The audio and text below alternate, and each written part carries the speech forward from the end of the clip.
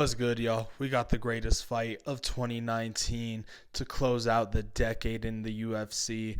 This is where casual fans hopped on board. Kamaru Usman, Colby Covington won. And we had Colby Covington, who was more annoying than Jake Paul. He was the Jake Paul of the UFC before Jake Paul even came along into the combat sports world. Casual MMA fans, this was probably like a race war because Colby was embracing the whole MAGA movement. And to casual fans, we probably thought this fight was going to make these two absolute dick faces and it was going to be a wrestling match inside the octagon. But no, it turned out to make these fighters boxers that night. Trying to say that he had an eye poke that wasn't actually an eye poke, although he literally fingered Kamaru Usman's eye. Trying to say that that punch was an eye poke. Kobe literally reminds me of that dude from Christmas Story.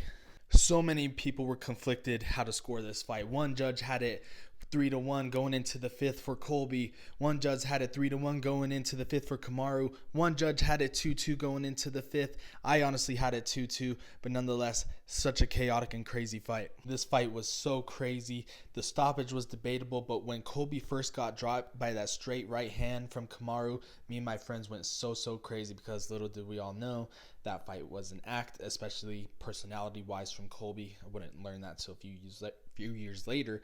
But nonetheless, the fight ended in a pretty controversial way. You know, I think because the fight was so great, we should have gotten a little bit more of leeway. We should have seen Colby kind of fight it out a bit, and then if he would have got dropped again, maybe stop the fight. But I thought the stoppage was a little bit premature by Marc Goddard. But hey, great ending to the decade, great fight, and I was just happy to witness it. Man, I wasn't even allowed to drink yet when this fight happened. Can you believe that?